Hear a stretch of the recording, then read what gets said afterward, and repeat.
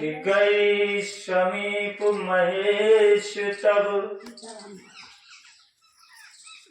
हंसी पूछी कुशलात लीनी परीक्षा कवन विधि कहूँ सत्य सब बात कहूँ सत्य सब बात। भगवान भोलेनाथ के पास माता सती जी पहुंची हैं। जब पास पहुंची तब शिव जी ने हंस करके कुशल क्षेम पूछा और कुशल प्रश्न पूछते हुए कहने लगे कि आपने राम जी की परीक्षा ली है, किस प्रकार ली, सच सच बताना। माता सती ने श्री रघुनाथ जी के प्रभाव को समझकर, उनके अंदर भय तो पहले से ही घुस रहा था, तो उस भय के मारे उन्होंने शिव जी से छिपाव कर लिया। अक्सर हमारी माताएं ऐसा कर जाती हैं, किसी भयवश, लोकलाज या किसी भी कारण से बहुत सारी महत्वपूर्ण बातें छिपा जाती हैं। स्त्री स्वभाव है, जबकि ऐसा नहीं चाहिए। अपने पति से आप अगर कुछ छिपाएं, इसका तात्पर्य हुआ कि आपने अपराध किया है। आप ऐसा कार्य ना करें जिस कार्य को आपको अपने पति से छुपाना पड़े। और अगर अपराध बन भी जाए, बड़े से बड़ा अपराध अगर बन भी जाए, अगर आप अपनी तरफ से उनको जानकारी देते हैं तो आपका वो अपराध आधा रह जाता है। क्यों? क्योंकि पति और पत्नी शरीर दो होते हैं मगर आत्मा एक होनी चाहिए। और वैसे भी पहले सूत्र में बंधने के पश्चात दोनों ही अर्धांगी हो जाते हैं।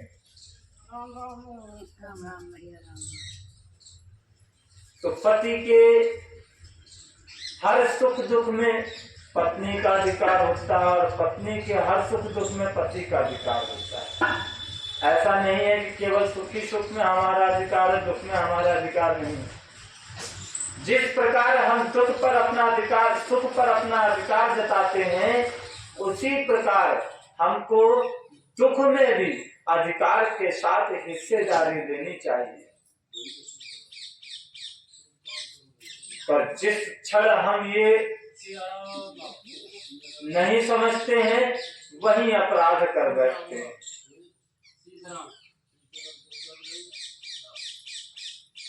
और आज यही अपराध माता सती के द्वारा हुआ। आज वो अपने पति भगवान महादेव जी से छुपा गई कि हमने राम जी के साथ कैसा बर्ताव किया, उनकी परीक्षा किस प्रकार ली। और क्या कहती हैं कि कछु न परीक्षा लीन गोसाई, की प्रणाम तुम्हारी नाई। हे भगवान, हे भोलेनाथ, मैंने प्रभु की कोई परीक्षा नहीं ली।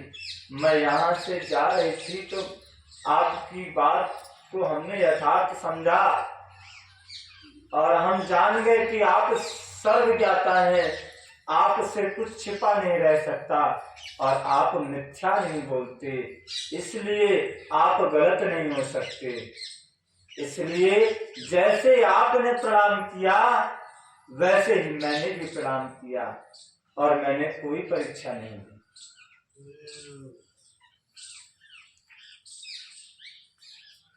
कहने लगी कि आप ने जो कहा वह झूठ हो ही नहीं सकता।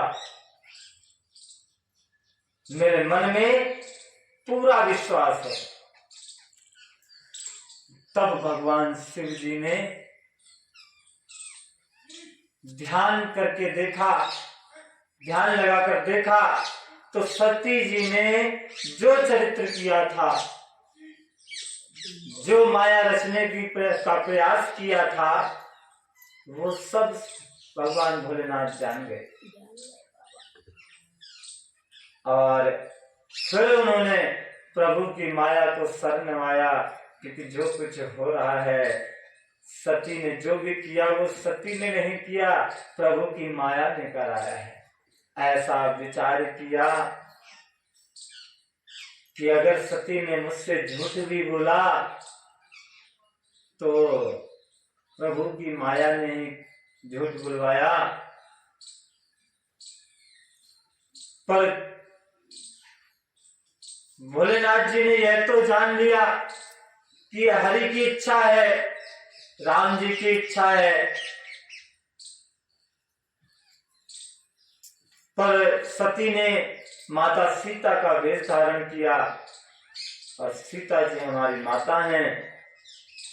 इस प्रकार से सती जी भी अब हमारी माता ही हो गई। और माता को कभी पत्नी का स्थान नहीं दिया जाता।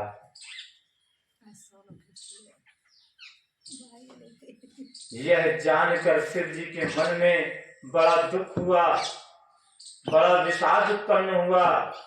उन्होंने सोचा कि यदि मैं अब सती से प्रीति करता हूँ तो मेरा भक्ति मार्ग लुप्त हो जाएगा।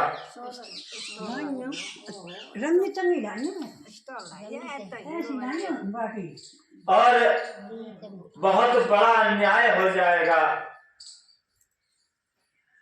भोलेनाथ मन ही मन विचार करते हैं, कहते हैं कि परम पुनीत न जाए तजी कि ये प्रेम बड़ पाप, प्रगति न कहत महेश कछु, हृदय अधिक संताप। भगवान भोलेनाथ विचार करते हैं कि सती परम पवित्र है। सती नाम से ही नहीं, सत का तात्पर्य ही पवित्र होता है। और माता सती थी, वो सिर्फ नाम से ही नहीं स्वभाव से ही पवित्र थी, सती थी। इसलिए इन्हें छोड़ने का भी मन नहीं करता। देखिए भगवान भोलेनाथ विचार कर रहे हैं। और ऐसा भगवान भोलेनाथ के ही साथ नहीं, समस्त संसार में हर पुरुष वर्ग के साथ होता है। अगर हम अच्छे सिद्धांतों के साथ सद्मार्ग पर चलते हुए अपने पत्नी धर्म का पालन करते हैं ना, तो आपके पति अगर आपसे कोई अपराध बन भी जाए तो वो आपको दंडित नहीं कर सकते। और किसी प्रकार मर्यादा के वशीभूत होकर अगर मर्यादावश अगर आपको दंडित करना भी पड़े तो दंडित करते हुए उन्हें आपसे कहीं ज्यादा कष्ट होगा। ये हर पुरुष के अंदर होता है। कोई भी पुरुष अपनी पत्नी को त्यागना नहीं चाहता, कोई भी पुरुष अपनी पत्नी को दंडित नहीं करना चाहता, कोई भी पुरुष अपने पति से घृणा नहीं करता।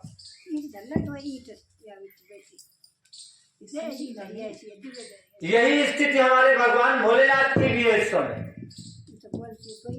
वो मन में विचार कर रहे हैं कि सती परम पवित्र है, बहुत प्रेम करती है, और आज से पहले उसने कभी कोई ऐसा कार्य नहीं किया, उसने आज से पहले कभी भी उसने झूठ नहीं बोला, मगर भूलवश प्रभु की माया के वशीभूत होकर उसने जो चरित्र किया, उस चरित्र के कारण अगर अब मैं इससे प्रेम करूं, अगर मैं इसे पत्नी का स्थान दूं, तो ये भगवान की भक्ति के साथ अन्याय होगा।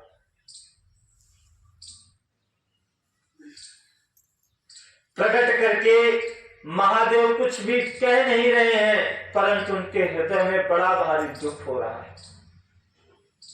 तब शिव जी ने प्रभु श्री रामचंद्र जी के चरण कमलों में अपना सर नवाया।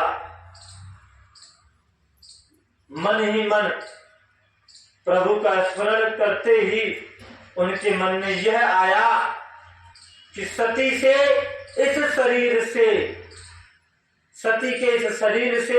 मेरी भेंट नहीं हो सकती पति पत्नी के रूप में। और शिव जी ने अपने मन में संकल्प कर लिया कि अब इसे अपने पत्नी के स्थान पर नहीं बिठा सकते, या पत्नी का दर्जा अब नहीं दे सकते। उन्होंने मन ही मन संकल्प कर लिया।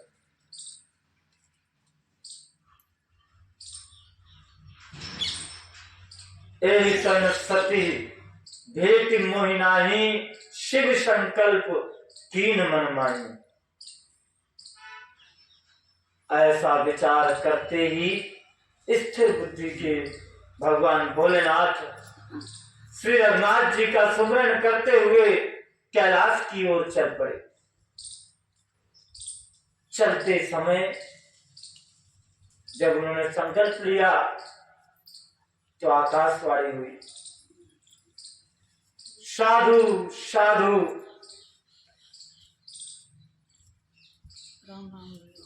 आकाशवाणी हुई, बोले कि हे महेश, हे भगवान भोलेनाथ, आपकी जय हो, जय हो, जय हो। क्यों? क्योंकि आपने भक्ति की अच्छी दृढ़ता रखी। आपकी जगह आपके अतिरिक्त कोई अन्य व्यक्ति ऐसी भक्ति नहीं कर सकता।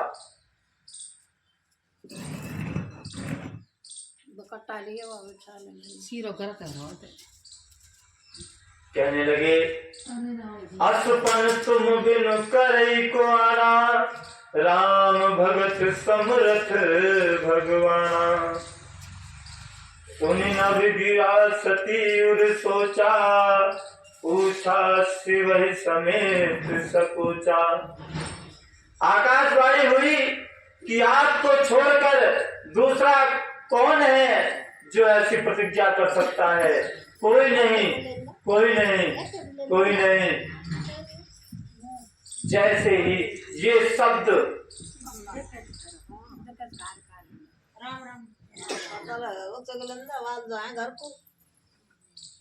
जैसे ही आकाशवाणी सुनी, माता सती के मन में चिंता हुई और उन्होंने सचाते हुए पूछा। कहने लगी कि कवन पन कहूं कृपाला, सत्य धाम प्रभु दीन दयाला। राम सिया राम जय जय राम, राम सिया राम जय जय राम। कहने लगी कि हे कृपालु, आपने ऐसी कौन सी प्रतिज्ञा कर दी? हे प्रभु, आप सत्य के धाम हैं और आप दीन दयालु हैं। जब कि सती जी ने बहुत प्रकार से पूछा, बहुत प्रेम से पूछा, परंतु वो आएगा ही। भैया से परंतु त्रिपुरारी भगवान भोलेनाथ ने कुछ भी नहीं कहा। न्यों कूदा ही दे, न्यों पर आएगी। सती ने हृदय में अनुमान किया कि सर्वज्ञ भोलेनाथ सब जान गए, मैंने शिव जी से कपट किया। स्त्री स्वभाव से ही मूर्ख और बेसमझ होती है। सती जी स्वयं यह बात कह रही है। प्रीति की सुंदर रीत देखिए कि जल भी दूध के समान भाव बिकता है। अगर दूध में जल मिला दिया जाए और बाजार में बेचा जाए तो वो जल भी दूध के ही भाव बिकता है जाकर।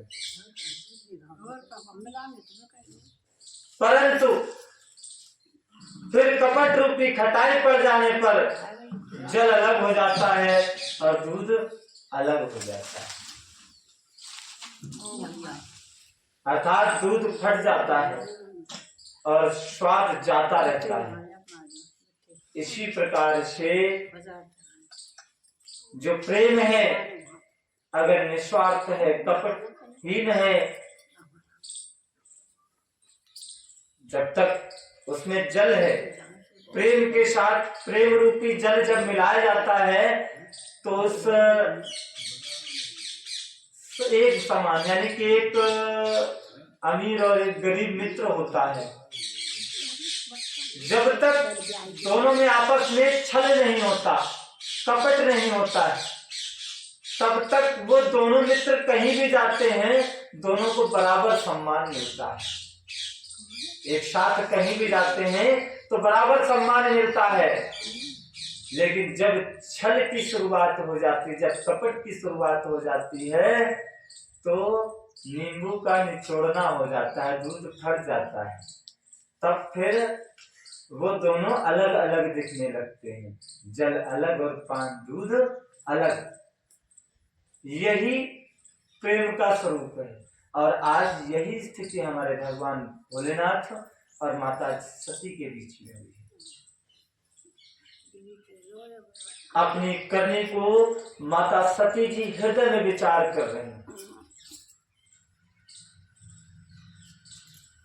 इतना पछतावा कर रही हैं, इतनी अपार चिंता है कि जिसका वर्णन नहीं किया जा सकता। उन्होंने समझ लिया कि शिव जी कृपा के परम अथाह सागर हैं। इससे प्रकट में उन्होंने मेरा अपराध नहीं कहा, परंतु वह सब समझ चुके हैं।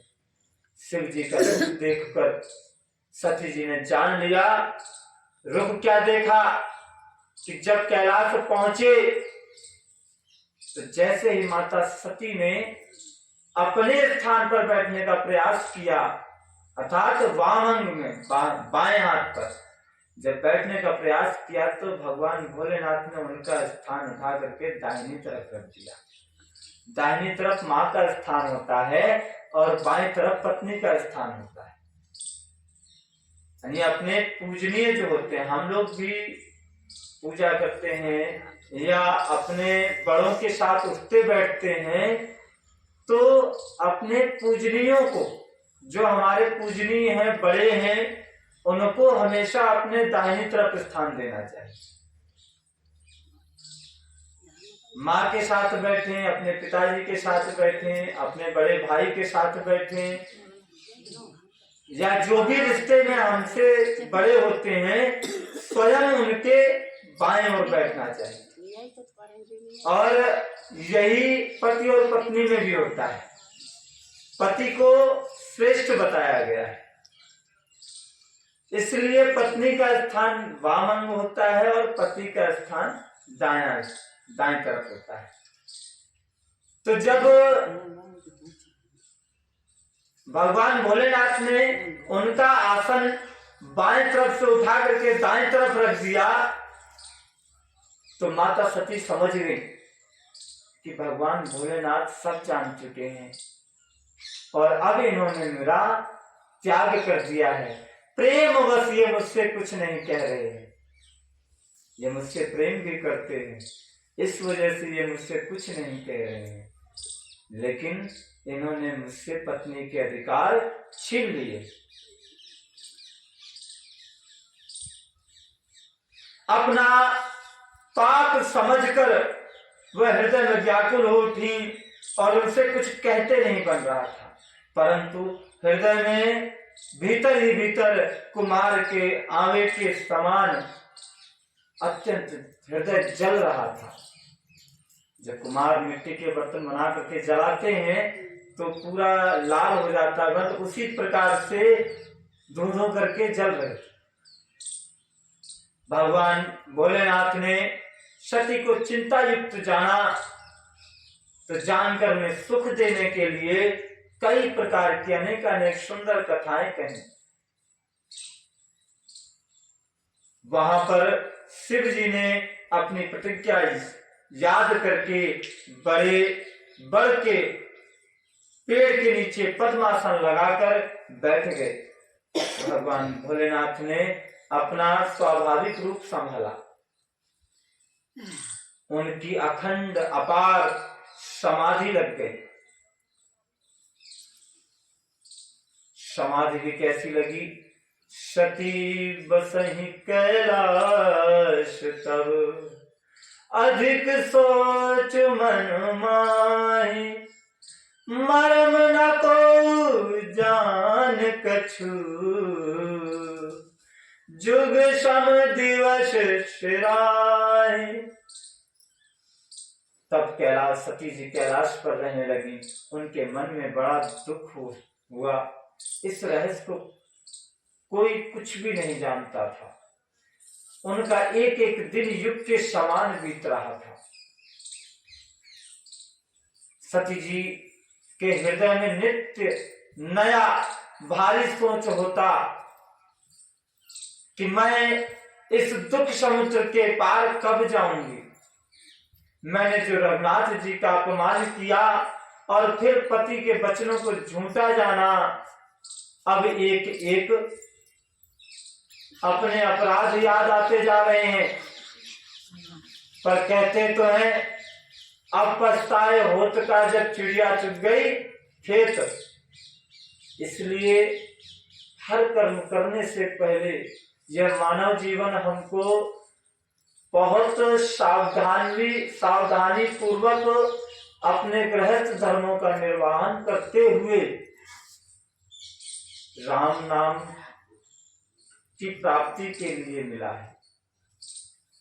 ऐसा क्या करें जिससे हमको राम जी का सानिध्य प्राप्त हो। हमको बहुत संभल कर चलना है। यह मानव जीवन हमें आजादी के साथ स्वच्छंद विचरण करने के लिए नहीं मिला।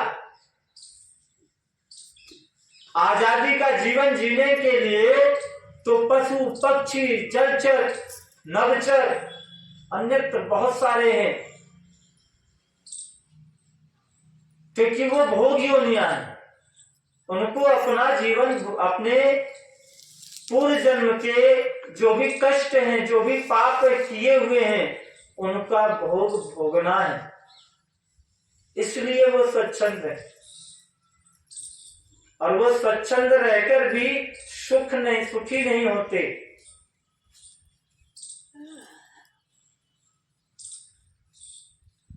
और ये मनुष्य जीवन हमको मिला है कि हम अपने गुरु के बंधन में, अपने इष्ट के बंधन में, अपने माता पिता के बंधन में, अपने पति के बंधन में बंध करके अपने कर्मों का, अपने कर्तव्यों का, अपने धर्म का पालन करते हुए प्रभु श्री राम की शरण में जाएं।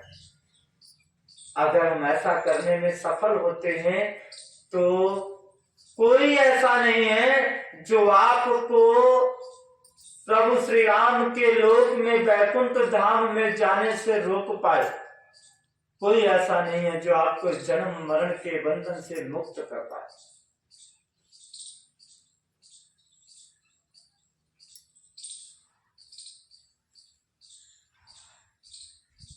माता सती जी विचार कर रही हैं, मैंने अपराध किया और उस विधाता ने उसका फल मुझको दे दिया।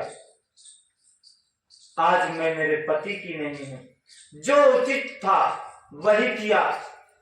विधाता ने जो किया उचित था, मुझे इसका दंड मिलना चाहिए था, परंतु हे विधाता, अब तुझे यह उचित नहीं कि जो भगवान भोलेनाथ से विमुख होने पर भी मुझे जिंदा रख रहा है, अब तो मुझे मार।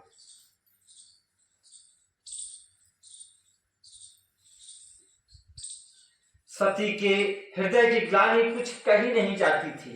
बुद्धिमती सती जी ने मन ही मन में भगवान श्री रामचंद्र जी का स्मरण किया और कहने लगी कि हे प्रभु, आप तो दीन दयालु कहलाते हैं और वेदों ने भी आपका यह यश गाया है कि आप अपने भक्तों के सारे दुखों को हरने वाले हैं। कि जो प्रभु दीन दयाल कहावा, आरती हरण दीन, आरती हरण वेद जस गावा।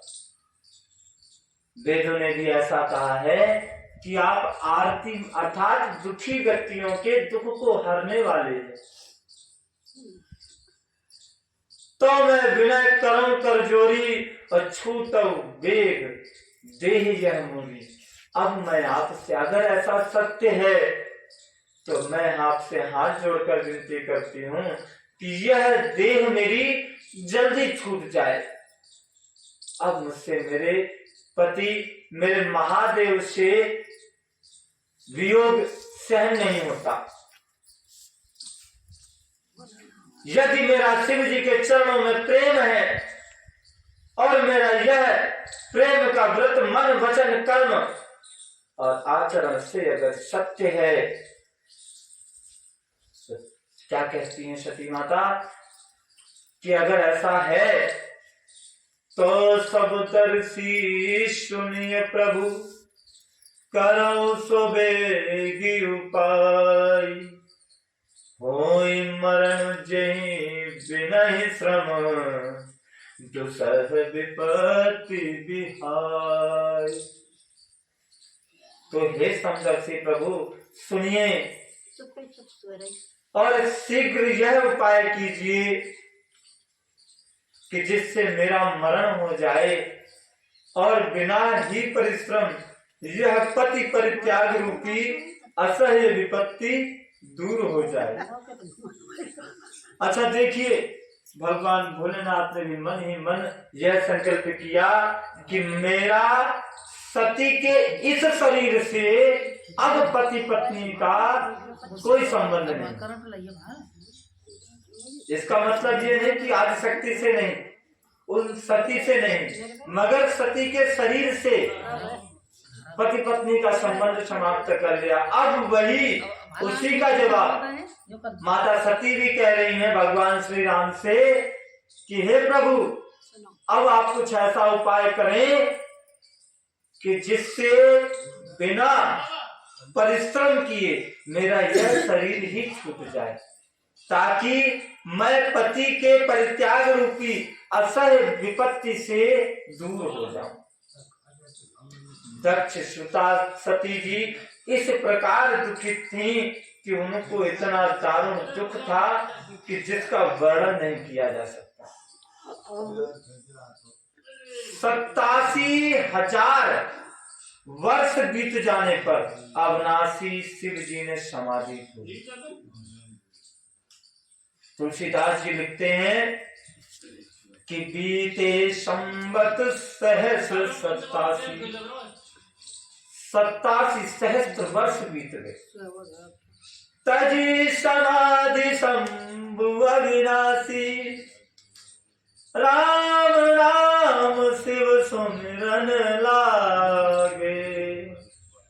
जानो सती जगत पति जागे, जाय शंभु पद बंदन कीना। सन्मुख शंकर आसन दीना, जैसे ही समाधि खुली, भगवान भोलेनाथ राम नाम जप करने लगे, राम राम राम राम करने लगे। जैसे ही राम राम के उद्घोष माता सती के कान में पड़े, उन्होंने समझ लिया कि भगवान भोलेनाथ ने समाधि खोल ली है। और जैसे ही जाना, तुरंत दौड़कर शिव जी के चरणों में प्रणाम किया, गिर गई। और जैसे ही माता सती चरणों में गिरी, भगवान भोलेनाथ ने उनको तुरंत उठाया और ससम्मान, फिर भी देखिए अपने बाएं में जगह नहीं दी, अपने वाम स्थान में जगह नहीं दी, उनका आसन अब अपने सम्मुख रखा, अपने सामने आसन रखा। अब भगवान भोलेनाथ हरि की रसमयी कथाएं कहने लगी। उसी समय दक्ष, उनके पिता दक्ष प्रजापति हुए थे। ब्रह्मा जी ने सब प्रकार से देख समझकर उनको उस योग्य जानकर प्रजापतियों का नायक बनाया।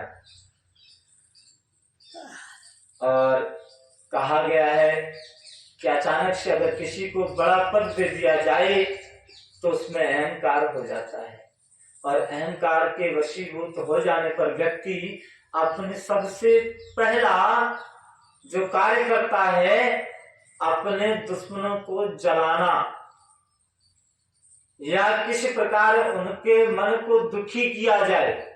ऐसा हम क्या कार्य करें कि जिससे उनके मन में जलन पैदा हो कि देखो मैं इतना बड़ा हो गया, अब मैं तुमसे भी बड़ा हो गया। तो भगवान भोलेनाथ से दक्ष की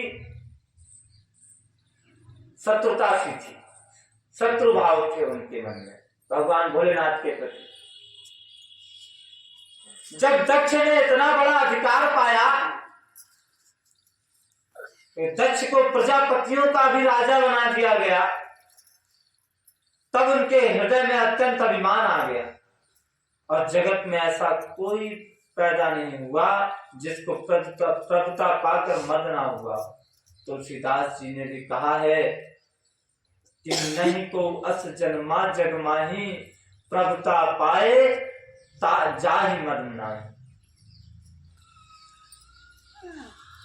अब दक्ष ने इस अवसर पर एक आयोजन किया, यज्ञ का आयोजन रखा, जिसमें उन्होंने सबको निमंत्रण दिया, मगर भगवान भोलेनाथ को नहीं दिया। भगवान भोलेनाथ को नहीं दिया, और निमंत्रण नहीं दिया तो नहीं दिया, और जिनको निमंत्रण दिया उनसे यह भी कहा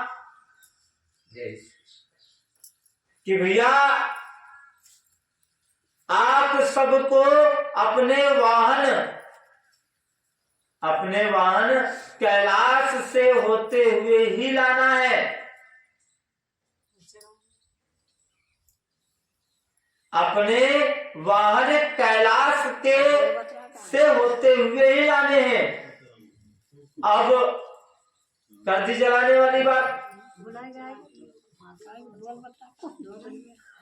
अब क्या हुआ, दक्ष ने सबको आमंत्रित किया, मगर भगवान ब्रह्मदेव और भगवान विष्णु और भगवान महादेव, ये तीनों ही एक से ही थे। आप कुछ भी करेंगे, गलत करें या सही, उनसे कुछ छिपा नहीं रह सकता। तो वो उन्होंने निमंत्रण को स्वीकार तो कर लिया, लेकिन वहां जाने के लिए विचार भी नहीं किया, वो नहीं गए। अच्छा, दक्ष का निमंत्रण पाकर सब किन्नर नाग सिद्ध गंधर्व सब देवी देवता अपने अपने वाहनों से चल दिए। अब नहीं गया तो कौन नहीं गया? सिर्फ ब्रह्मदेव, विष्णुदेव और भगवान महादेव, यही तीनों नहीं गए।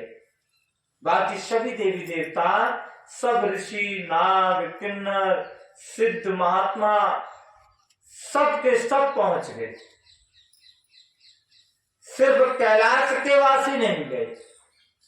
जो शिव के गढ़ थे वो नहीं गए, क्योंकि वहां निमंत्रण ही नहीं था। भगवान विष्णु और उनके साथ रहने वाले लोग नहीं गए, भगवान ब्रह्मदेव नहीं गए। अब सब कैलाश के ऊपर से ही जा रहे हैं। अचानक से माता सती ने देखा कि आज से पहले इतना कोलाहल तो नहीं हुआ,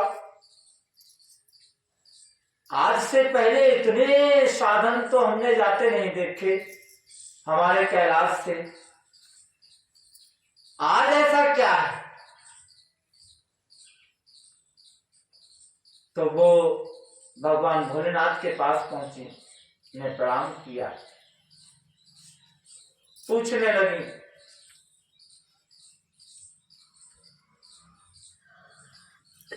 तब शिव जी ने कहा कि आपके पिताजी प्रजापतियों के नायक बनाए गए हैं और उन्होंने एक इसी खुशी के अवसर पर एक यज्ञ का आयोजन किया।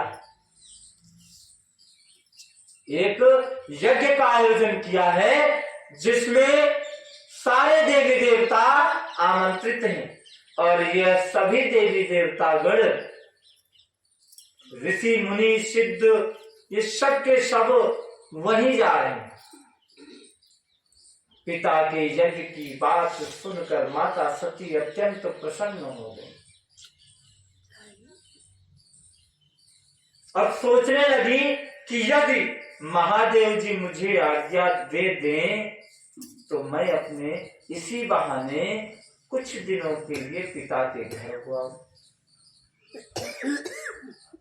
क्योंकि उनके मन में पति द्वारा त्यागे जाने का भारी दुख जो था, पर अपना अपराध समझकर वे कुछ कह नहीं पाती थी।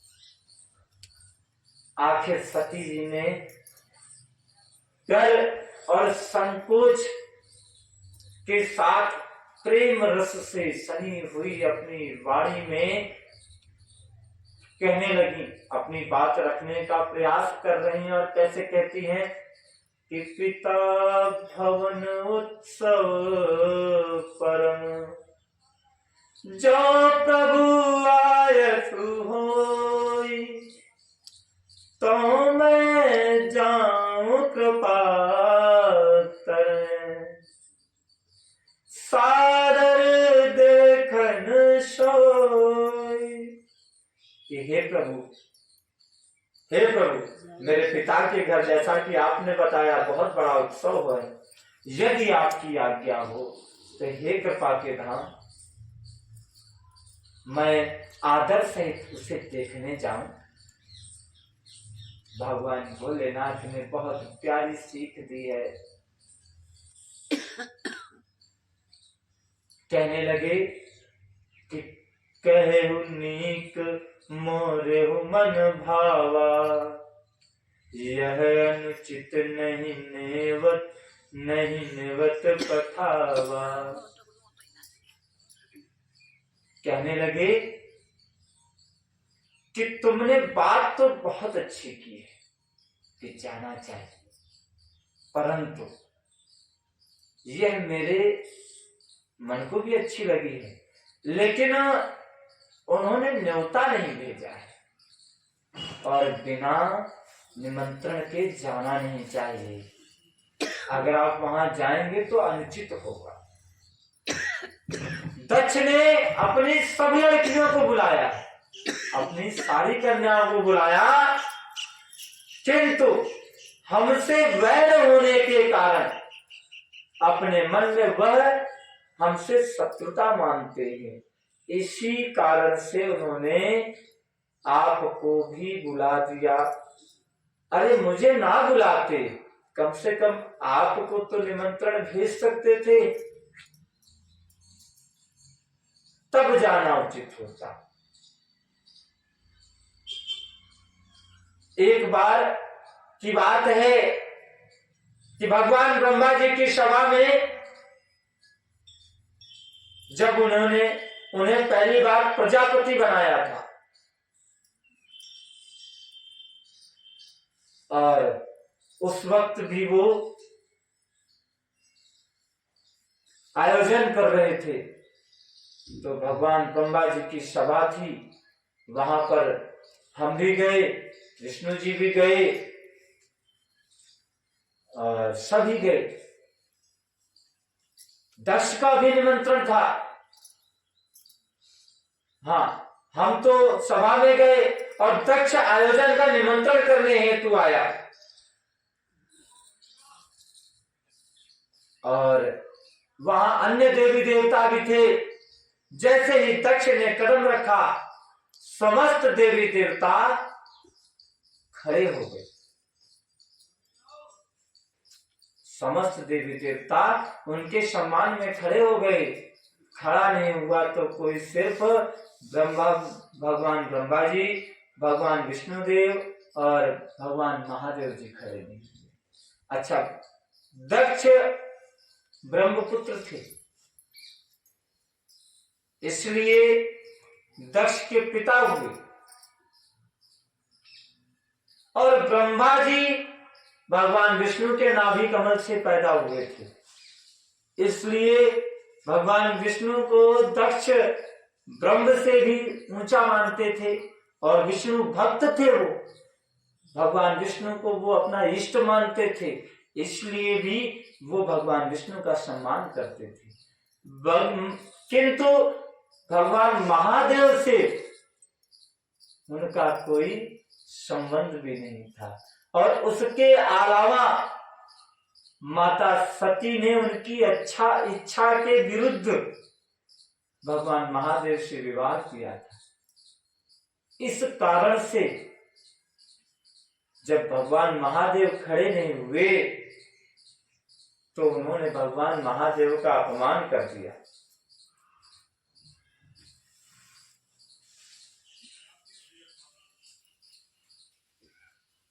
कहते हैं कि और वो हमसे जब से अप्रसन्न है, उसी से वे अब भी हमारा अपमान करते रहते हैं। हे भवानी, जो तुम बिना बुलाए वहां जाओगी तो ना तो स्नेह ही आपसे करेगा, ना ही सील स्नेह कुछ भी नहीं रहेगा, और ना ही मान मर्यादा ही रहेगी।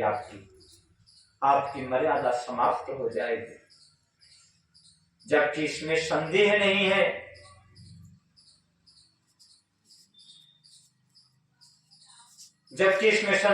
है, कि मित्र, स्वामी, पिता और गुरु के घर बिना बुलाए भी जाना चाहिए। अपने मित्र के घर किसी निमंत्रण की आवश्यकता नहीं होती, अपने पिता के घर किसी निमंत्रण की आवश्यकता नहीं होती, और अपने स्वामी अर्थात अपने मालिक के घर भी निमंत्रण की आवश्यकता नहीं होती है। और अपने गुरु के किसी भी आयोजन में या अपने गुरु के आश्रम जाने के लिए हमको किसी भी प्रकार के बुलावे की आवश्यकता नहीं होनी चाहिए, क्योंकि आवश्यकता ही नहीं होती। किंतु बात जहां आती है संबंध की, जब बेटी ब्याही जाती है तो अगर आपसी प्रेम है बाप बेटी में, और क्योंकि अगर बेटी से प्रेम है तो बेटी के पति से भी तो प्रेम होना चाहिए। तो जहां संबंध अच्छे हैं, वहां पर तो बिना बुलाए जा सकते हैं, अधिकार है बेटी का अपने बाप पर, किंतु जहां संबंध अच्छे नहीं है वहां बिना बुलाए नहीं जाना चाहिए। तो भगवान भोलेनाथ कहते हैं कि मित्र, स्वामी, पिता और गुरु के घर बिना बुलाए भी जाना चाहिए। तो भी जहां पर कोई अगर आपका विरोध मानता हो इन रिश्तों में भी, तभी ये बात लागू होती है जब तक आपका वहां विरोध ना हो। अगर वहां पर आपका विरोध है तो नहीं जाना चाहिए, तब तो बुलाने पर ही जाना चाहिए, क्योंकि ऐसा करने से, बिना बुलाए जाने से फिर वहां पर आपका अपमान तय हो जाता है। बहुत प्रकार से भगवान भोलेनाथ ने समझाया, पर राम जी की माया, माता सती ने यही तो मांगा था। तो उस माया के वशीभूत होनहार वश माता सती के हृदय में भगवान भोलेनाथ के उपदेशों, उनकी बातों का कोई भी प्रभाव नहीं हुआ। फिर शिव जी ने कहा कि यदि बिना बुलाए जाओगी तो हमारी समझ में यह बात अच्छी नहीं होगी कि कहे प्रभु जाऊं जो बिना ही बुलाई, और नहीं बल बात हमारे भाई, ये हमारे मन को बात भाई भा नहीं रही है कि आप बिना बुलाए जा रहे हैं।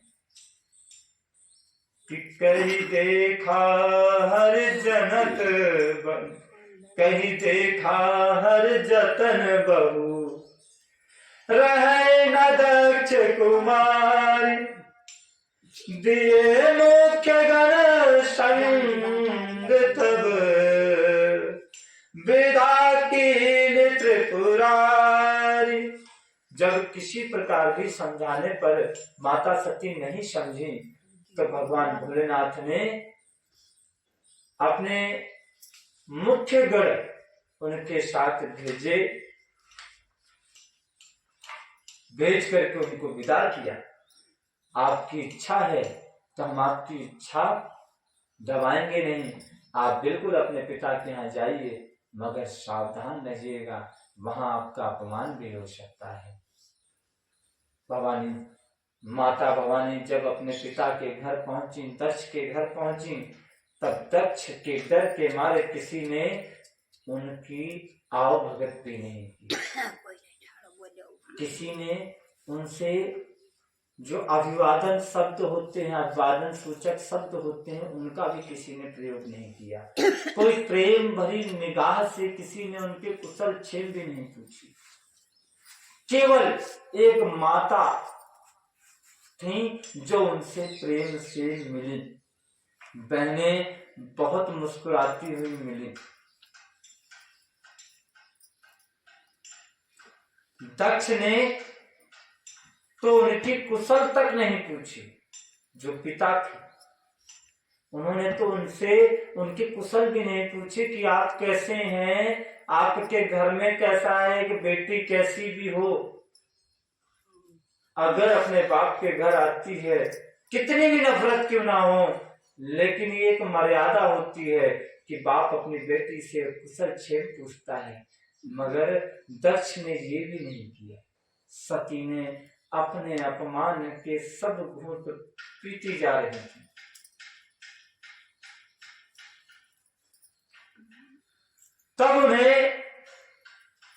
तब वो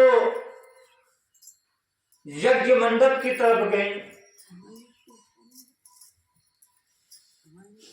तो सती जी को देखकर दक्ष क्रोधित हो उठे। हालांकि उन्होंने कुछ कहा नहीं, लेकिन अपने क्रियाओं से उन्होंने यह एहसास करा दिया कि उनके आने से वह खुशी नहीं है। जब माता सती ने जाकर के यज्ञ देखा तो वहां पर सबका भाग था। भगवान ब्रह्मदेव का भाग था, भगवान विष्णुदेव का भाग था, अन्य अन्य सारे देवताओं का भाग था, लेकिन भगवान भोलेनाथ का भी भाग नहीं था। अब देखिए, अपने सारे अपमानों के घूंट पी गई हो, क्योंकि अपने पति की इच्छा के विरुद्ध हठ पूर्वक वो अपने पिता के यहाँ आई और वो अपने अपमान के सारे घूंट पी गई। मगर जब अपने डंडा लेके बसी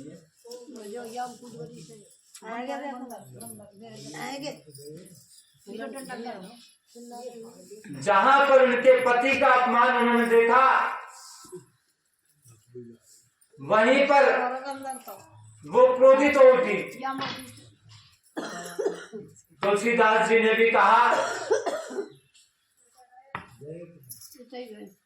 कि यद्यपि जग दारुण दुख नाना, यद्यपि जग दारुण दुख नाना, सबते कठिन जाति अवमाना,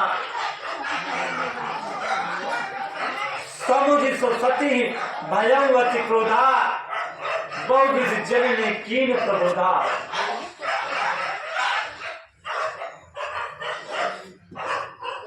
जबकि जगत में अनेक प्रकार के दारुण दुख हैं, फिर भी जाति अपमान सबसे बढ़कर होता है। अगर कोई किसी व्यक्ति को जाति सूचक शब्दों से अपमानित करे तो उसको बहुत क्रोध होता है।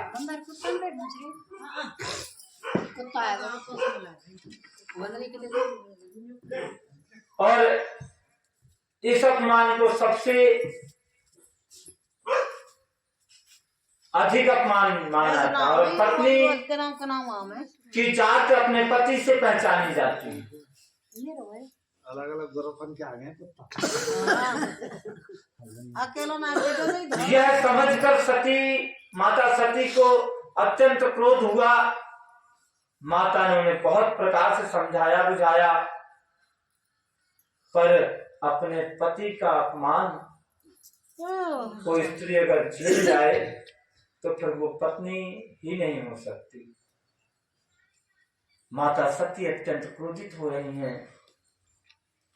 तुलसीदास जी कहते हैं कि शिव अपमान न जाय सही, हृदय न होई प्रबोध, सकल सबहि हटिक तब, बोली बचन सक्रोध। परंतु उनसे शिव जी का अपमान सहा नहीं जा रहा। उनके हृदय में कुछ भी प्रबोध नहीं हुआ। तब वे सारी सभा को हठ पूर्वक डांट कर क्रोध भरे वचन में बोली कि हे सभासदों, सब मुनीश्वरों, सुनो, जिन लोगों ने यहाँ शिव जी की निंदा की या सुनी है, उन सबको उसका फल तुरंत ही मिलेगा, कोई नहीं बचेगा। मेरे पिता दक्ष भी भली भांति पछताएंगे। जहां संत शिव जी और लक्ष्मीपति भगवान विष्णु की निंदा सुनी जाए, वहां ऐसी मर्यादा है, यदि अपना बस चले तो उस निंदा करने वाले की जिह्वा काट ले, नहीं तो कान मूंद कर वहां से भाग जाए। और शिव जी को ही आदि गुरु बताया गया है और गुरु को ही राम बताया गया है।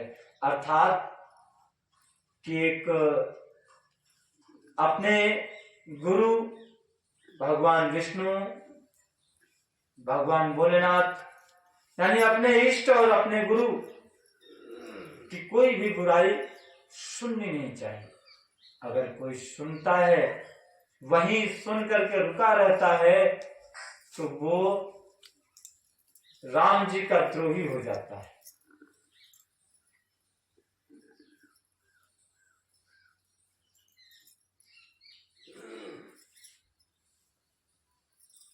माता कह रही हैं कि त्रिपुर नाम के दैत्य को मारने वाले भगवान महेश्वर संपूर्ण जगत के आत्मा हैं, वे जगत पिता हैं, वे सबका हित करने वाले हैं, परंतु मेरा मंद बुद्धि पिता उनकी निंदा करता है और मेरा यह शरीर दक्ष के ही वीर से उत्पन्न हुआ है, इसलिए चंद्रमा को ललाट पर धारण करने वाले वृषकेतु शिव जी को हृदय में धारण करके मैं शरीर को तुरंत ही त्याग दूंगी।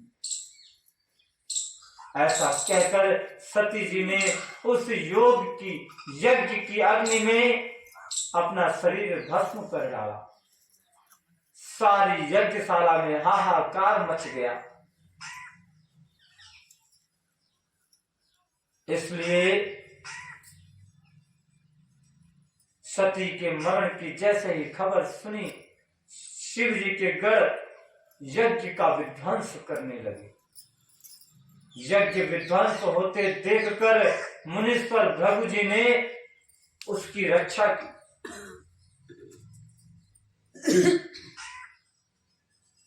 फिर भगवान भोलेनाथ के पास समाचार पहुंचता है कि माता सती का वहां अपमान हुआ है।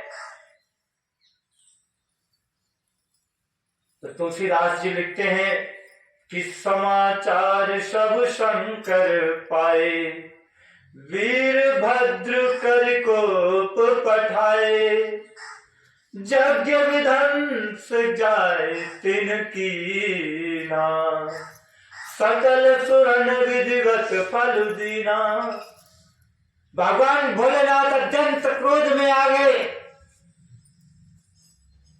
और क्रोध में आते उन्होंने अपनी एक जटा उखाड़ी और पटक दी धरती पर।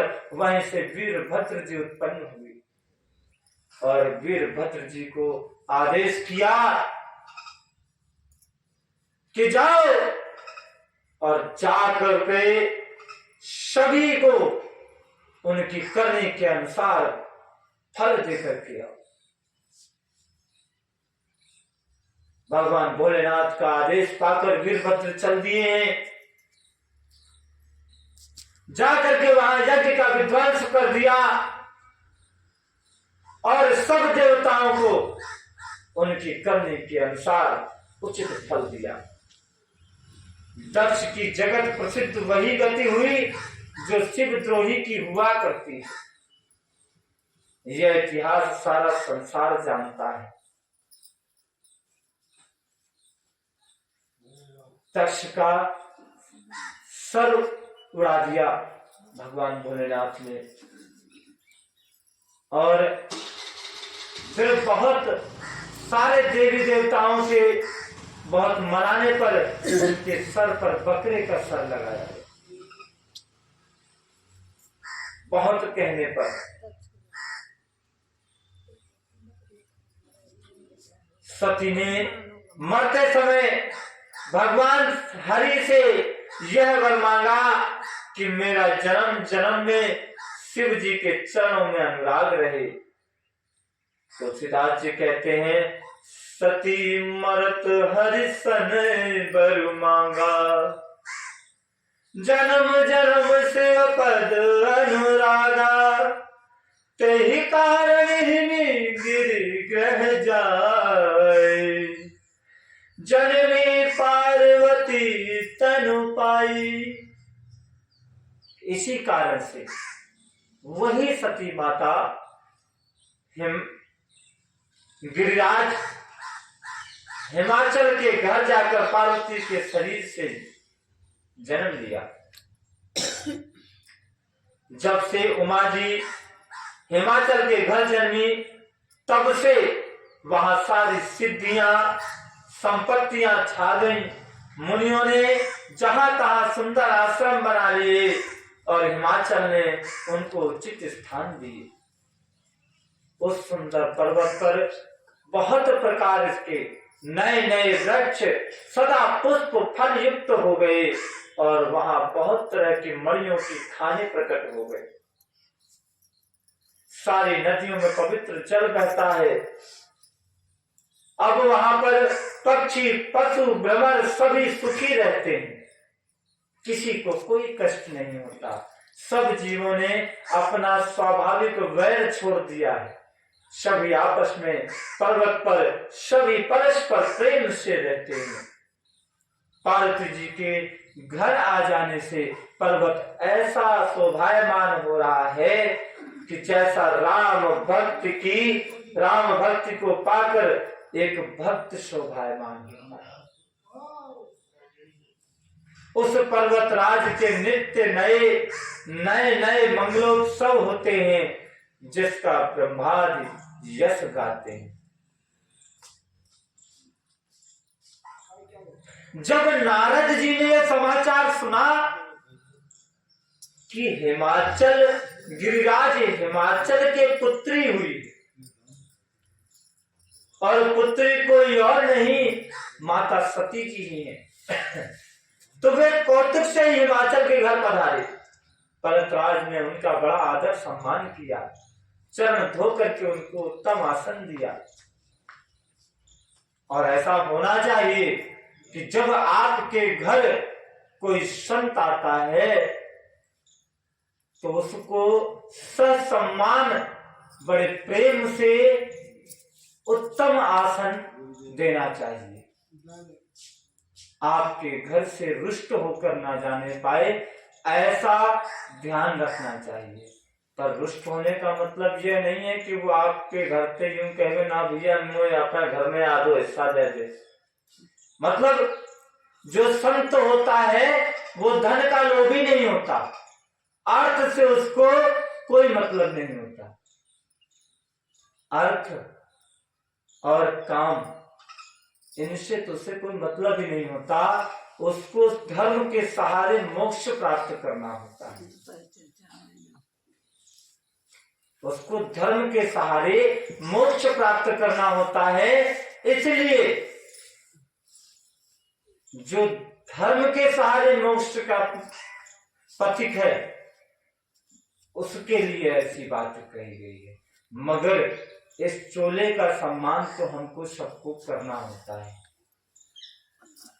इसलिए आपके दरवाजे पर कोई भी कैसा भी संत आता है तो उसका अपमान ना होने पाए, इस बात का यह एक गृहस्थ धर्म है। बाबा का वहां से रोज पीछे बता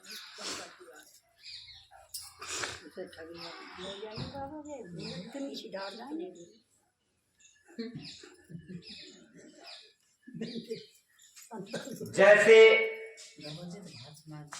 नारद जी को आसन दिया, फिर अपने सपरिवार मुनि के चरणों में अपना सर नवाया, उनके चरणों तक को सारे घर में छिड़काया। हिमाचल ने अपने सौभाग्य का बहुत बखान किया। फिर अपनी पुत्री को बुला करके उनके सामने नमस्कार कराते हैं। हिमाचल राज कहते हैं कि त्रिकालज्ञ सर्वज्ञ तुम, गति सर्वत्र तुम्हारी, कहो सुता के दोष गुण, मुनिवर हृदय विचार। कहने लगे कि हे मुनिवर, आप तो त्रिकालज्ञ हैं, सर्वज्ञ हैं, सब कुछ जानने वाले हैं, आपकी सर्वत्र पहुंच है, आप कहीं भी आ जा सकते हैं, आपको कोई रोक नहीं सकता।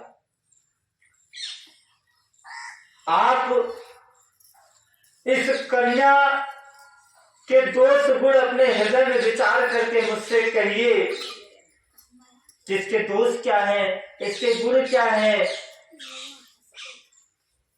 तो नारद मुनि ने हंस करके कोमल वाणी से कहा कि तुम्हारी कन्या तो सब गुणों की खान है, यह स्वभाव से सुंदर है, सुशील है, समझदार है। उमा, अंबिका, भवानी ये इसके नाम है। आपकी कन्या सब सुलक्षणों से संपन्न है, ऐसा कोई लक्षण नहीं है जो इसको गलत कहे। यह अपने पति को सदा प्यारी रहेगी, इसका सुहाग सदा अचल रहेगा, इसके माता पिता यश पावेंगे, यह सारे जगत में पूजी जाएगी और इसकी सेवा करने से कुछ भी दुर्लभ नहीं होगा। अगर कोई इसकी मन से हृदय से सेवा करेगा तो उसके लिए कोई भी दुनिया की कोई भी वस्तु दुर्लभ नहीं होगी। संसार में स्त्रियां इसके नाम का स्मरण करके पतिव्रत रूपी तलवार की धार पर चढ़ जाएंगी। हे पर्वतराज, तुम्हारी कन्या सुलक्षणी है। अब इसमें दो चार अवगुण बताते हैं। इसमें दो चार अवगुण हैं, उन्हें भी सुन लो। पहले तो सारे गुण बताए, अब दो चार अवगुण की बात कर रहे हैं। कहते हैं कि गुणहीन कि शैल सुलक्षण सुता तुम्हारी, सुनहु जे अब अवगुण दुई चारी, अगुण अमान मातु पितुहीना, उदासीन सब संशय छीना। वो दो चार अवगुण क्या है उन्हें भी सुन लो। कि गुणहीन, मानहीन, माता पिता से विहीन, उदासीन, संशयहीन अर्थात लापरवाह, कि जोगी जटिल अकाम मन, नगन अमंगल वेश, अस स्वामी यही कह मिलही, परिहस्त असिरेख। कहने लगे इसको जो पति मिलेगा वो गुणहीन होगा, मानहीन होगा, कोई मान नहीं होगा उसका, मान अपमान नहीं होगा, मतलब मान तो होगा ही नहीं, माता पिता भी नहीं होंगे, अनाथ, उदासीन होगा, उसके चेहरे पर प्रसन्नता नहीं दिखेगी, संशयहीन होगा, मतलब हर तरफ से लापरवाह, उसके मन में शंका नहीं होगी, संदेह नहीं होगा, जो करना है कर दिया। योगी होगा, जटाधारी होगा, बड़ी बड़ी जटाएं होंगी, निष्काम हृदय होगा, उसके हृदय में कोई भी इच्छा नहीं होगी, अमंगल वेश वाला होगा, उसका जो पहनावा होगा वो भी कोई मंगलकारी नहीं होगा, अच्छा पहनावा भी नहीं होगा, वह इसका पति होगा। इसके हाथ में एक रेखा ऐसी ही पड़ी है। नारद जी की वाणी सुनकर, उसको हृदय में सत्य जानकर पति पत्नी अर्थात हिमाचल पर्वतराज हिमाचल और उनकी पत्नी मैना को दुख हुआ, परंतु माता पार्वती जी को अत्यंत प्रसन्नता हो रही है। वह जान गई कि मुझको कैसे पति की चाह है, और नारद जी ने मेरे स्वामी भगवान भोलेनाथ के बारे में ही ऐसा बताया।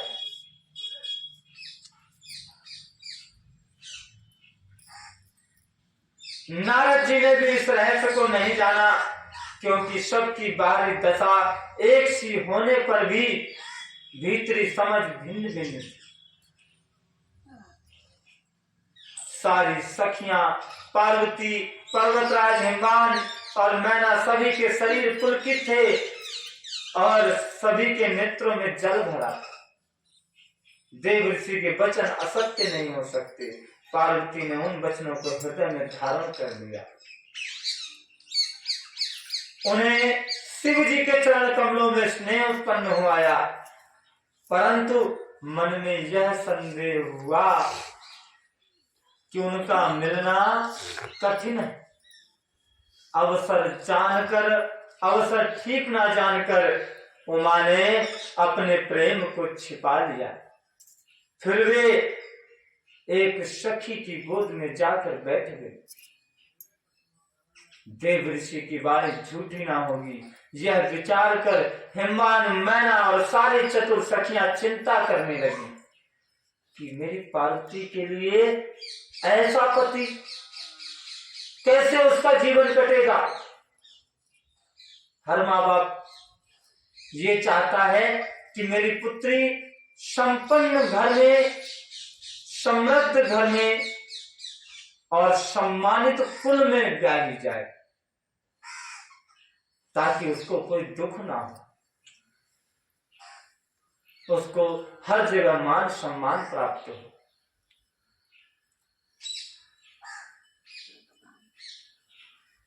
मुनीश्वर ने कहा कि हे हिमवान, सुनो, विधाता ने ललाट पर जो कुछ लिख दिया है उसको देवता, दानव, मनुष्य, नाग, मुनि कोई भी नहीं मिटा सकता। क्योंकि पर्वतराज अपने मन में ऐसा विचार कर रहे थे कि ऐसा क्या उपाय किया जाए जिससे यह लेख बदल जाए। तब नारद जी कहते हैं कि हे पर्वतराज, आप अगर ऐसा विचार कर रहे हैं कि आप विधाता के लेख नहीं बदल दें, ऐसा कोई आज तक नहीं हुआ जो विधाता की लेख नहीं बदल सके। तो भी मैं एक उपाय बताता हूं, यदि दैव सहायता करे तो वह सिद्ध हो सकता है। उमा को वर निसंदेह वैसा ही मिलेगा जैसा मैंने तुम्हारे सामने वर्णन किया है। जैसा बताया है वैसा ही पति मिलेगा। फिर भी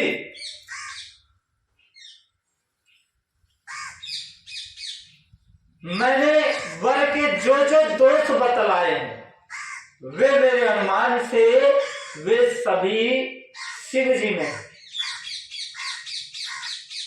सब शिव जी में। और यदि शिव जी के साथ विवाह हो जाए तो दोषों को भी सब लोग गुणों के समान ही कहते हैं। नारद जी कह रहे हैं कि जे जे वर के दोष बखाने ते सब शिव पही मैं अनुमाने। मेरा अनुमान है कि सारे दोष शिव जी में पाए जाते हैं। और जो विवाह संकर्षण हुई, दो सब गुण सम कहु सब कोई। और जैसे विष्णु भगवान शेषनाग की शैया पर शयन करते हैं तो भी पंडित लोग उनको कोई दोष नहीं लगाते। पर आप अगर अपने घर में एक सर्प को पाल लें तो ब्राह्मण आपके घर का भोजन स्वीकार नहीं करेगा। और भगवान विष्णु की सब पूजा करते हैं। जैसे सूर्य और अग्निदेव अच्छे बुरे सभी रसों का भक्षण करते हैं, परंतु उनको कोई बुरा नहीं कहता। गंगा जी में शुभ और अशुभ सभी जल बहता है। कहीं नाले से आ रहा है तो भी गंगा जी में मिलके गंगा जी हो गया। और गंगा जी का जल तो जल है ही।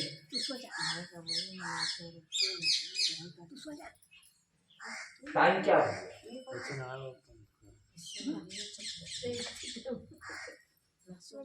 तो जिस प्रकार सूर्य, अग्नि और गंगा जी की भांति समर्थकों को कुछ दोष नहीं लगता,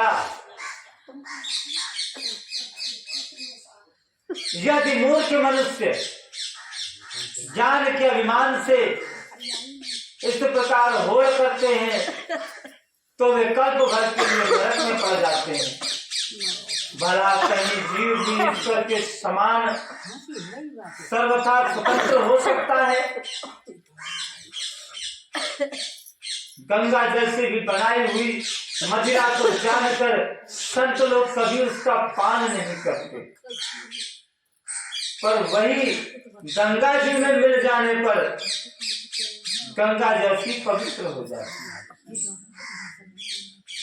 गंगा जल अगर आप दारू में मिला करके महात्मा के सामने धर दो, जो संत होगा वो तो नहीं पिएगा। दारू में गंगा जल मिलाएंगे तो नहीं पी जाएगी, और गंगा जल में आप 10-20 बोतल अन्य डाल दो, अर्थात गंगा जी की बहती हुई धार में, तो उसको भी गंगा जल समझ करके ही, क्यों गंगा जल ही हो, गंगा जल तो गंगा जल, फिर उसको कोई भी पी लेगा। तो जिस प्रकार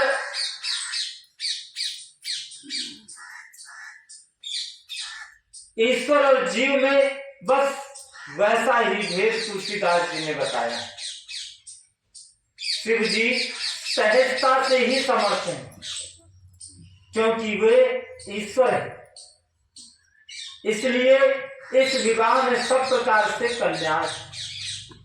परंतु महादेव जी की आराधना बड़ी कठिन है, फिर भी तप करने से वे बहुत जल्दी संतुष्ट हो जाते हैं। यदि तुम्हारी कन्या तप करे तो त्रिपुरारी महादेव जी होनहार को मिटा सकते हैं। यद्यपि संसार में वर अनेक हैं, पर इसके लिए शिव जी को छोड़कर दूसरा कोई वर नहीं। शिव जी वर देने वाले, शरणागतों के दुखों का नाश करने वाले और कृपा के समुद्र, सेवकों के मन को प्रसन्न करने वाले।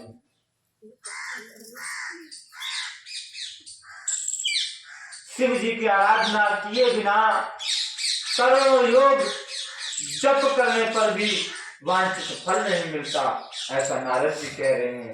ऐसा कहकर भगवान का स्मरण करते हुए नारद जी ने पार्वती को आशीर्वाद दिया और कहने लगे कि हे पर्वतराज, तुम संदेह का त्याग कर दो,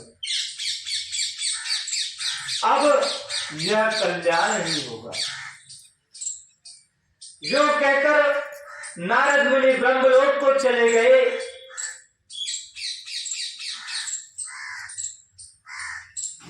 अब आगे जो चरित्र हुआ, आगे जो घटनाएं घटी, उसके बारे में कहते हैं। नारद जी तो अपने ब्रह्मलोक को चले गए, फिर पति को एकांत में पा करके मैना रानी अपने पति से कहती हैं कि हे नाथ, मैंने मुनि के वचनों का अर्थ नहीं समझा, इतनी बातें कह गए मगर मेरी समझ में कुछ नहीं आया। जो हमारी कन्या के अनुकूल घर वर और कुल उत्तम हो तो विवाह कीजिए, नहीं तो लड़की चाहे कुमारी ही रह जाए, मैं अयोग्य वर के साथ उसका विवाह नहीं करना चाहता। क्योंकि हे स्वामी, पार्वती मुझको प्राणों के समान प्यारी है। यदि पार्वती के योग्य वर ना मिला तो सब लोग कहेंगे कि पर्वत स्वभाव से ही जड़ होते हैं। हे स्वामी, इस बात को विचार कर ही विवाह कीजिएगा, जिसमें हृदय में कोई किसी प्रकार का दुख, पश्चाताप और संताप ना हो। इस प्रकार मैना अपने पति के चरणों पर मस्तक रखकर गिर पड़ी। तब हिमान ने प्रेम से कहा कि चाहे चंद्रमा से अग्नि प्रकट हो जाए, पर नारद जी के वचन झूठे नहीं हो सकते। नारद जी कभी मिथ्या नहीं कह सकते।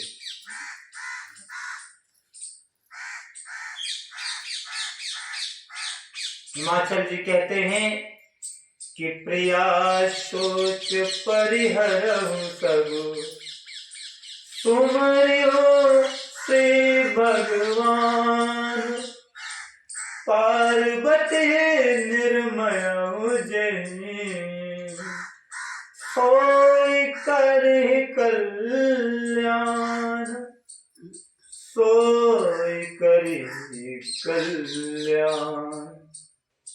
हे प्रिय, अब सब सोच को छोड़ दो और भगवान श्री हरि का सुमिरन करो। जिन्होंने पार्वती जी को रचा है वे ही कल्याण करेंगे। अब यदि तुम्हें कन्या पर प्रेम है तो जाकर उसे यह शिक्षा दो कि वह ऐसा तप करे जिससे शिव जी मिल जाए। दूसरे उपाय से यह क्लेश नहीं मिटेगा। नारद जी के वचन रहस्य से युक्त और सकारण है और शिव जी समस्त सुंदर गुण के भंडार हैं। यह विचार कर तुम संदेह को छोड़ दो। शिव जी सभी तरह से निष्कलंक हैं, उन पर आज तक कोई कलंक नहीं है।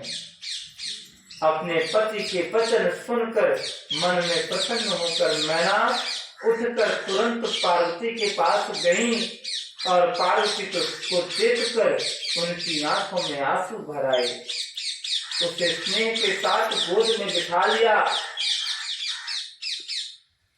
और कहने लगी कि बार ही बार लेती उड़े लाई, गद गद कंठ न कछुत ही जाई, जगत मातु सर्वज्ञ भवानी, मातु सुखद बोली मृदुबानी।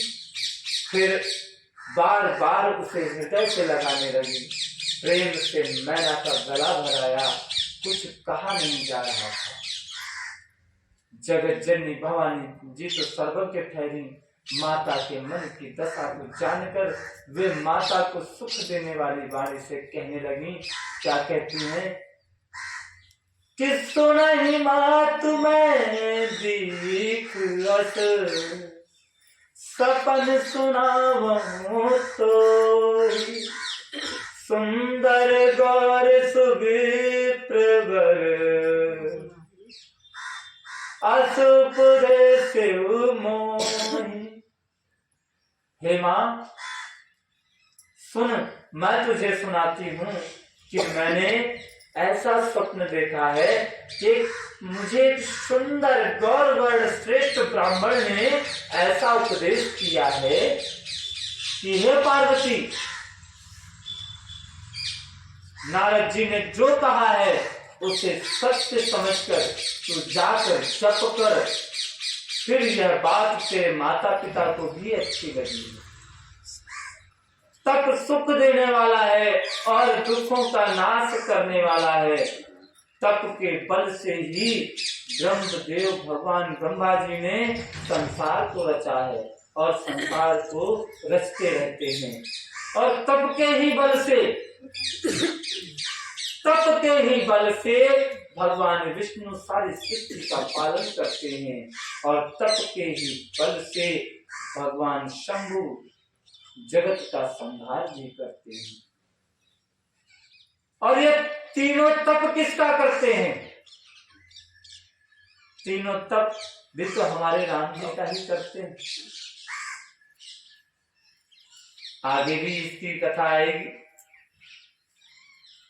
यह बात सुनकर माता को बड़ा आश्चर्य हुआ। उन्होंने हिमवान को बुलाकर वह स्वप्न सुनाया। माता पिता को बहुत तरह से समझाकर बड़ी खुशी से पार्वती जी तप करने के लिए चल दी हैं और प्यारे कुटुंबी माता पिता सब व्याकुल हो रहे हैं कि जंगल में अकेली रहना, क्या खाएगी, कैसे रहेगी। महलों में रहने वाली अब जंगलों में वास करने जा रही है। तब वेदसुरा मुनि ने आकर सबको समझाया कि पार्वती जी की महिमा सुनकर सबको समाधान हो गया। प्राणपति शिव जी के चरणों को हृदय में धारण करके पार्वती जी वन में जाकर तप करने लगी।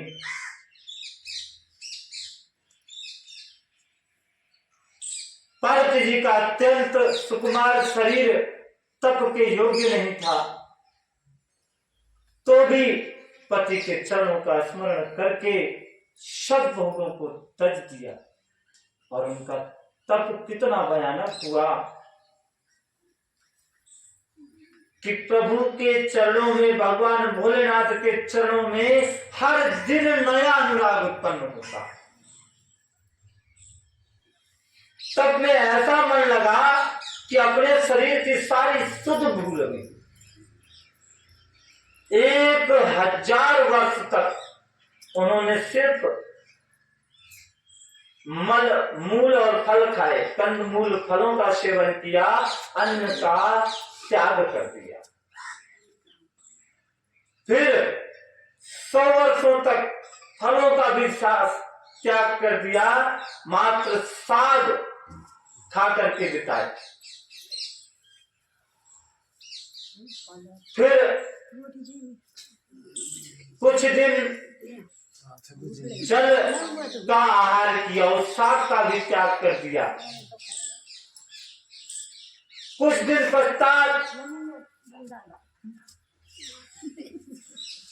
वायु का भोजन किया, जल का भी त्याग कर दिया। फिर उसके बाद कुछ दिनों बाद उन्होंने ऐसा व्रत किया कि बेल पत्र जो सूख करके जमीन पर गिर जाते थे, 3000 वर्षों तक सिर्फ बेल के उन्हीं सूखे पत्तों को आहार बनाकर अपना जीवन जिया, तपस्या की। फिर सूखे पत्ते भी छोड़ दिए। जब सूखे पत्तों का आहार भी त्याग दिया, तब उनका नाम अपर्णा हो गया।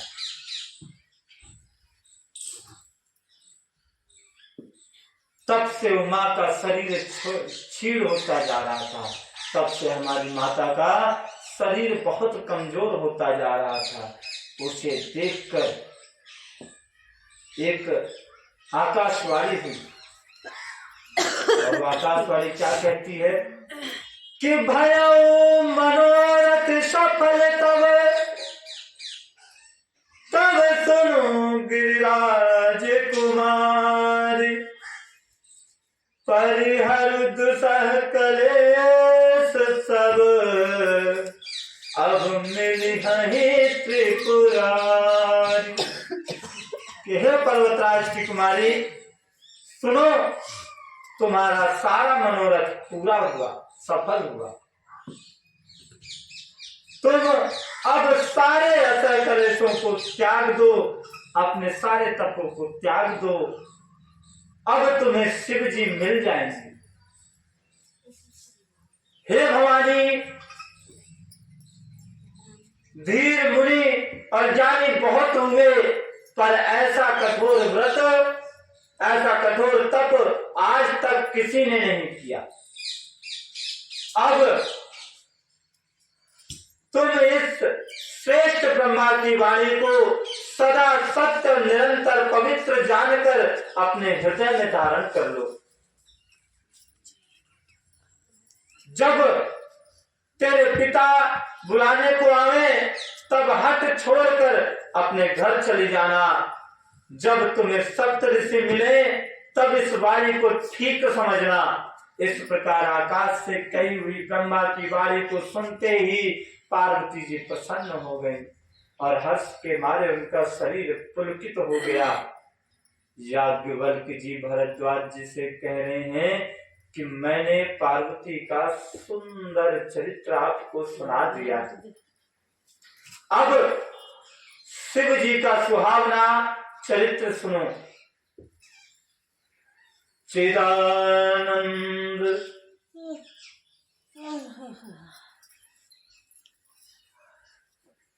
अब शिव जी का सुहावना चरित्र सुनो। जब से माता सती ने शरीर त्यागा, तब से शिव जी के मन में वैराग्य उत्पन्न हो गया और वे सदा श्री रघुनाथ जी के राम नाम का जप करने लगे। जहां तहां श्री रामचंद्र जी के गुणों की कथाएं होती, वहीं कथा सुनने चले जाते।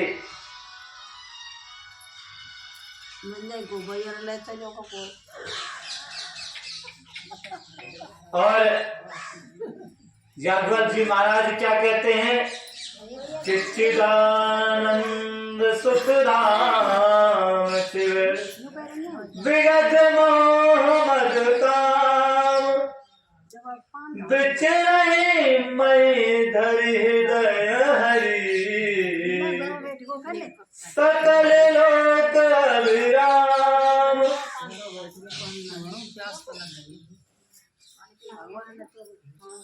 चिदानंद सुख के धाम, मोह मद और काम से रहित शिव जी संपूर्ण लोगों को आनंद देने वाले भगवान श्री हरि को हृदय में धारण करके भगवान के ध्यान में मस्त हुए पृथ्वी लोक में विचरने लगे।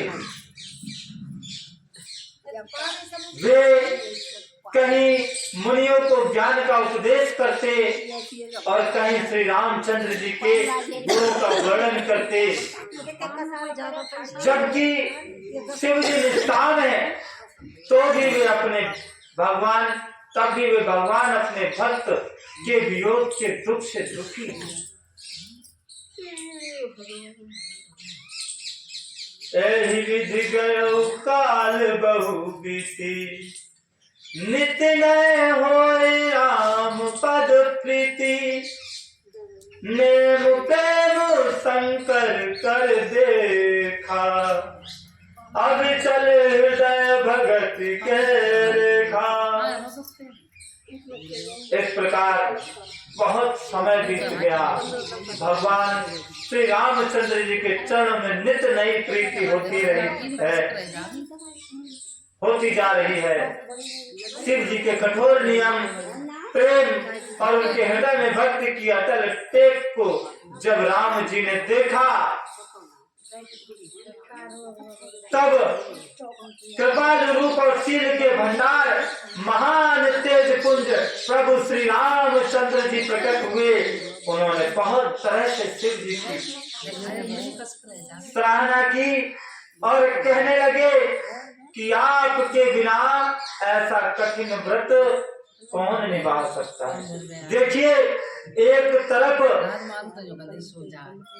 भगवान भोलेनाथ माता सती के वियोग से दुखी होकर के राम नाम की भक्ति का सहारा लेते हैं, और दूसरी तरफ माँ पार्वती अपने पति को पुनः प्राप्त करने के उद्देश्य से अपने पति के ही सुमिरन का, अपने पति के ही तप का, अपने पति के ही जप का सहारा लेती है। और इधर शिव जी भी राम जी के नाम के सहारे से माता पार्वती जी को पाते हैं। राम जी कहते हैं, शिव जी को समझाते हैं और बताते हैं कि सती ने पर्वतराज हिमाचल के घर पार्वती के रूप में जन्म लिया है। जब प्रभु श्री राम ने विस्तार पूर्वक पार्वती जी की अत्यंत पवित्र करने का वर्णन किया, फिर राम जी ने शिव जी से कहा कि हे शिव जी, यदि मुझ पर आपका तनिक भी स्नेह है, अगर आप मुझसे तनिक भी प्रेम करते हैं, तो अब आप मेरी विनती सुनिए कि अब आप जाकर पार्वती के साथ विवाह कर लीजिए। शिव जी ने कहा कि जबकि ऐसा उचित नहीं है, परंतु हे प्रभु, आप मेरे स्वामी हैं, मैं आपका सेवक हूं। इस कारण से एक सेवक का कर्तव्य है कि स्वामी की कोई भी बात ना काटे, इसलिए स्वामी की बात मिटी नहीं जा सकती। हे नाथ, मेरा यही धर्म है कि मैं आपकी आज्ञा को सर पर रखकर उसका पालन करूं, कि मात पिता गुरु प्रभु के वाणी, बिना ही विचार करिए शुभ जानी। कहते हैं कि माता पिता और गुरु और प्रभु की वाणी ग्रंथों में होती है, और माता पिता गुरु ये हमको स्पष्ट सामने सशरीर हमको उपदेश करते हैं, तो इनकी बातों को बिना विचारे शुभ और अशुभ ना समझकर हर बात को शुभ ही जान करके तुरंत मान लेना चाहिए। फिर आप तो सब प्रकार से हमारे परम हितकारी हैं। हे नाथ, आपकी आज्ञा मेरे सर पासे। शिव जी की भक्ति ज्ञान और धर्म से युक्त वचन रचना सुनकर प्रभु श्री राम जी अत्यंत संतुष्ट हुए। प्रभु ने कहा कि हे हर, भगवान भोलेनाथ को हर कहा गया है। कहते हैं कि हे हर, आपकी प्रतिज्ञा पूरी हो गई, आपने जो कहा है उसे हृदय में रखना।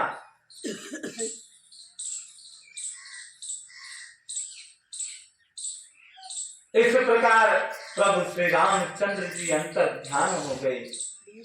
शिव जी ने उनकी वह मूर्ति अपने हृदय में रख ली, और उसी समय सप्त ऋषि शिव जी के पास आए। प्रभु महादेव जी ने उनसे अत्यंत सुहावने वचन कहे। क्या कहते हैं कि पार्वती पहिजाए तुम प्रेम परीक्षा ले, गिरी पेड़ पथियो भवन भवन दू, गिरी पेड़ पथियो भवन दूर करो संदेह। भोलेनाथ कहते हैं कि हे ऋषिवर, आप लोग पार्वती के पास जाएं और जाकर के उनके प्रेम की परीक्षा लें, और अगर वो सफल होती हैं तो हिमाचल को कहकर उन्हें पार्वती को लिवा लाने के लिए भेज दीजिए।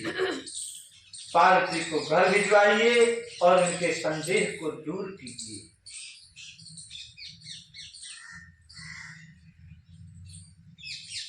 ऋषियों ने वहां जाकर पार्वती को कैसी देखा कि मानो मूर्तिमान तपस्या ही हो। मुनि बोले, हे शैल कुमारी, सुनो, तुम किसके लिए तपस्या कर रही हो?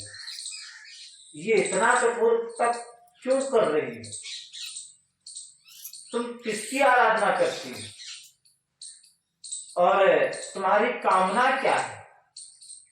हमसे आप अपना सच्चा भेद कह सकती हैं, फिर भी क्यों नहीं कहती? पार्वती ने कहा कि बात कहते हुए मन बहुत सक जाता है। आप लोग मेरी मूर्खता सुनकर हंसेंगे। मन ने हट पकड़ लिया है, वह अब उपदेश नहीं सुनता, जल पर दीवार उठाना चाहता है। नारद जी ने जो कह दिया उसे सत्य जानकर मैं बिना ही पंखों के उड़ना चाहती हूँ। हे मुनियों, आप मेरा ज्ञान तो देखिए, मैं सदा शिव जी को ही पति बनाना चाहती हूँ। सुनत बचन बिहसे विषय, गिरि संभव तव देह, नारद